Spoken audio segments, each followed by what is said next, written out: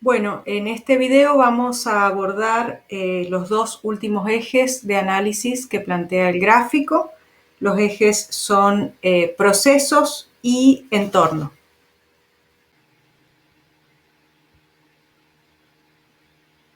Bueno, retomamos el gráfico con sus 7 ejes de análisis. Hemos visto ya espacio, hemos hablado de equilibrio, de movimiento. Vinculado al movimiento también hemos hablado de focos y fuerzas, focos de atención y fuerzas compositivas. Hemos hablado de materiales y hoy nos toca hablar de procesos. Cuando pensamos en procesos de ejecución de una obra, tenemos en cuenta tanto los métodos de trabajo como las poéticas, ya que consideramos que ambos se retroalimentan y que no es posible analizar una experiencia artística cualquiera sin considerar ambos factores. Tanto los materiales que veíamos en el video anterior, como los procesos de ejecución tienen en sí mismos una poética propia. Y el artista manipula esas poéticas que los materiales cargan y que los procesos cargan para sus fines y sus búsquedas particulares. Es decir, que la poética de la obra va a estar influida y va a ser modificada por los métodos y las maneras en que esa obra ha sido ejecutada, como así también por los materiales que la constituyen. Entonces, tenemos aquí método aditivo puro, vamos a empezar por aquí arriba, método aditivo puro, método sustractivo puro, manipulación de objetos prefabricados e hibridación de procesos. Esos son los 4 conceptos que vamos a considerar ahora a partir de ejemplos puntuales de obra. Vamos a ver entonces esta obra de Joan Miró, vinculada, como decíamos, voy a achicar un poquito, vinculada a método aditivo puro. Esta obra de Joan Miró, llamada Mujer y pájaro, de 1983, es una obra monumental situada en el lago de un parque de la ciudad de Barcelona, ciudad natal de Joan Miró. Es una obra que mide 22 metros de altura y que está realizada en hormigón armado, que está recubierto por cerámicas de colores. Cuando hablamos de método aditivo puro, hablamos de modelado en arcilla, en plastilina, en distintos materiales modelables. Hablamos también de vaciados, hablamos también de ensamblajes y de encolados. Es decir, todo método que permite la adición de material es considerado método aditivo. Esta obra, puntualmente, está construida con hormigón armado y recubierta con cerámicas de colores utilizando una técnica llamada trencadís, creada por el arquitecto también catalán Antoni Gaudí. Es decir, que Joan Miró toma de este otro catalán, ambos catalanes, el recurso del picadillo, en realidad trencadís significa en catalán picadillo, y es el uso de trozos de cerámica. En el caso de esta obra de Joan Miró, las piezas de cerámica que la recubren son de colores en el exterior y de color negro en el interior. El método sustractivo, vamos a ir a un ejemplo de la historia del arte. El método sustractivo es aquel que, como su nombre indica, utiliza la extracción de material para buscar la forma. El esculpido y la talla son técnicas de sustracción y también se encuentran entre las más antiguas de la escultura. En esta obra de Miguel Ángel, El esclavo rebelde, que fue una de la serie de los esclavos que elaboró en un proyecto trunco para construir la tumba del Papa Julio II, y que finalmente fue descartada, el artista deja expuesto su método de trabajo. Como pueden observar, hay partes del mármol que están sin pulir, donde se ve el rastro de la herramienta, el rastro del cincel y del martillo, y deja con esto sugerido el bloque inicial del que partió. Uno, viendo la serie de los esclavos, puede imaginar qué forma tenía el bloque previamente a la talla, previo a la talla. A pesar de no ser una decisión puramente estética del artista, sino que tiene que ver.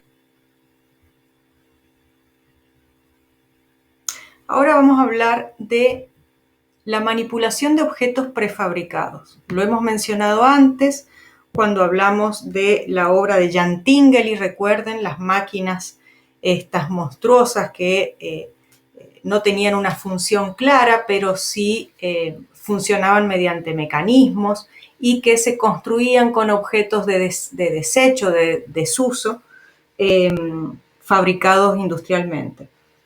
También lo vimos con la obra de Pablo Picasso y ahora lo vamos a ver con un ejemplo más contemporáneo y situado en la Argentina. La manipulación de objetos prefabricados es característica del siglo XX y viene de la mano, como decíamos, de la industrialización en las ciudades y de la producción masiva de objetos utilitarios y de decoración. La producción industrial cambia el sentido aurático que tiene lo artesanal y hace ingresar al arte otro tipo de problemas, ya que deja de ser una característica de la obra de arte que esté realizada con las manos del artista, para ingresar de otra manera los sentidos sobre las obras.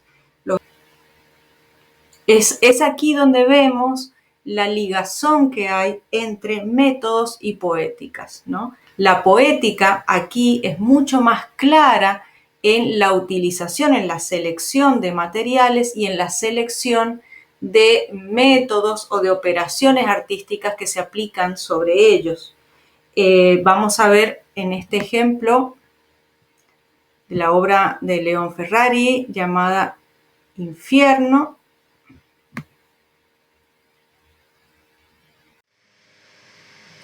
en la que ironiza sobre la construcción humana de la idea de castigo y de santidad. Hace uso de este tipo de recursos en muchísima de su producción y puntualmente en esta utiliza imágenes religiosas de yeso y objetos precarios de cocina para componer su obra. De esa forma deja en evidencia que los procesos no son solo técnicos y materiales, sino también, y de forma muy elaborada, son procesos conceptuales, poéticos y de construcción de sentido.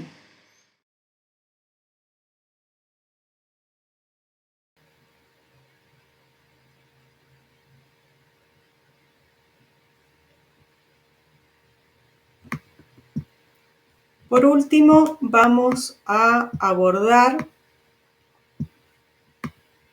el séptimo eje, que es el eje de entorno. Vemos que aquí está vinculado con tres conceptos que vamos a ir viendo con ejemplos de obras. Paisaje natural, paisaje urbano y el concepto de exterior, que como ven está vinculado también con el eje de espacio, que es el que comienza el gráfico. Vamos a ver entonces en paisaje natural, en primer lugar vamos a ver esta obra de David Nash, que se llama Domo de Fresnos, de 1977. La ponemos como un ejemplo de escultura viva y vamos a ver por qué. ¿Cuál fue el procedimiento de David Nash? David Nash, un artista que estuvo vinculado en los años 70 con lo que se llamó por entonces el land art o arte del paisaje. Y en esta pieza lo que hace es manipular la forma de crecimiento de una serie de árboles. Ese, de alguna manera, es el procedimiento, ¿no? Pensando en el eje que venimos de analizar. Lo que busca, entonces, David Nash es que los fresnos construyan naturalmente este domo, ¿no? Esta especie de cabaña semiesférica que muchos tratadistas de la arquitectura, como Vitubio, como Logier, en algún momento soñaron y construyeron también. David Nash lo hace a partir de la manipulación en el tiempo de el crecimiento de estos árboles. Naturalmente, los árboles van a buscar la luz. Al estar situados en un claro de un bosque, tienden a irse hacia el centro, que es el espacio vacío donde mayor cantidad de luz ingresa. Y de esa manera van generando este domo que actualmente se ve como está en la imagen. Vamos a ver ahora la obra de Walter de María, Lighting Field o Campo de Relámpagos, que la ponemos como ejemplo de modificación del comportamiento de la naturaleza.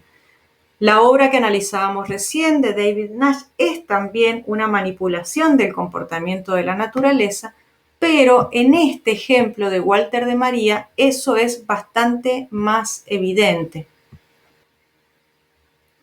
¿Cuál es la operación aquí de Walter de María? Walter de María lo que hace es utilizar un recurso técnico inventado hacía ya más de 200 años en ese momento, que es el del pararrayos.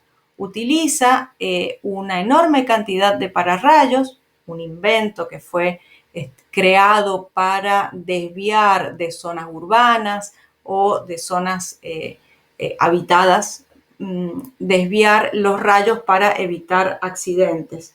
Este recurso técnico de alguna manera es aprovechado y potenciado aquí por Walter de María para convertir este gran campo al sur de los Estados Unidos en un desierto donde suele haber tormentas muy virulentas y muy eléctricas. Convierte esto en una especie de espectáculo manipulado por experiencias humanas, pero que se convierten en una experiencia estética, ¿no?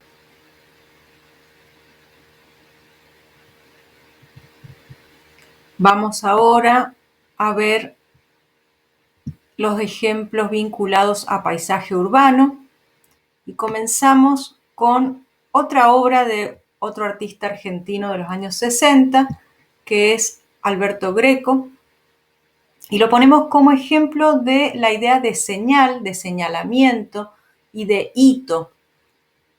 Aquí Alberto Greco, vamos a acercarnos. Este es un ejemplo de una serie que trabajó en el año 62 y que llamó Vivo Dito y que eran consideradas obras de arte vivo.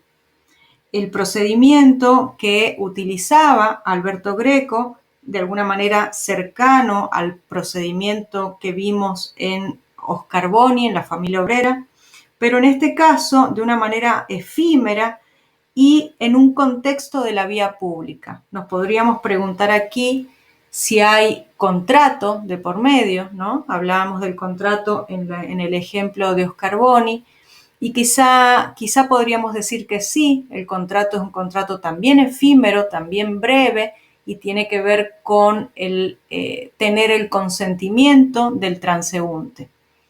Lo que hacía Alberto Greco era convertir a los transeúntes mediante un círculo de tiza en obras de arte efímero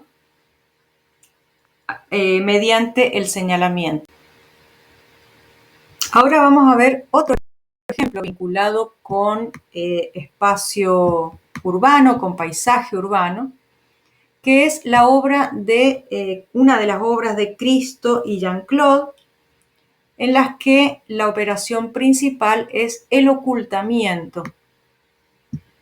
Vamos a ver una imagen del Reichstag envuelto. Vamos a acercarnos. Aquí Cristo y Jean-Claude también utilizan el señalamiento de un hito urbano, pero el recurso técnico es otro. Lo que hacen, el recurso técnico y el recurso poético es otro. Lo que hacen Cristo y Jean-Claude es envolver este edificio y por lo tanto ocultarlo para señalarlo. Esta obra, el Reichstag envuelto, realizado en la ciudad de Berlín, tiene una multiplicidad de lecturas políticas implicadas, ya que la operación de envolver el edificio del Parlamento lo que hace es enfatizarlo, lo hace aún más visible de lo que ya era. ¿Por qué? Porque de alguna manera despierta un interés especial en el transeúnte que cotidianamente pasa por ahí y que deja de ver el paisaje por tenerlo de alguna manera naturalizado. Entonces, el recurso de ocultamiento pasa a ser un recurso de visibilización. Estas modificaciones del paisaje urbano, que son efímeras o de una corta duración, quedan como huellas simbólicas en la historia de los lugares. Son huellas que de alguna manera se vuelven imborrables, a pesar de que la obra no deje huellas materiales sobre los objetos que intervienen. Por último, tenemos aquí nuevamente la obra de Michael Heiser, El doble negativo. Como vemos, se lo vincula a entorno y se lo vincula a espacio. Y fue la obra con la que comenzamos el análisis de este gráfico. El doble negativo del que hablábamos al principio nos sirve también para cerrar este análisis porque nos permite pensar cómo el gesto escultórico cumple y ha cumplido una función muy amplia en la historia del arte. Nos enfrenta muchas veces con la pequeñez del hombre frente a la naturaleza. Recién mencionábamos la obra de los románticos alemanes, por ejemplo, de Friedrich, ¿no? De Caspar Friedrich. Esa pequeñez del hombre frente a la naturaleza y al mismo tiempo la inmensa huella de sus actos. Esta obra es el vacío, es el gesto sustractivo por excelencia. Hablábamos del gesto sustractivo como una característica de la escultura en todos los tiempos, pero aquí está llevado a un extremo.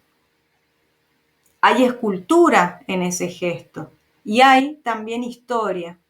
Hay la historia de la humanidad en su relación con la naturaleza.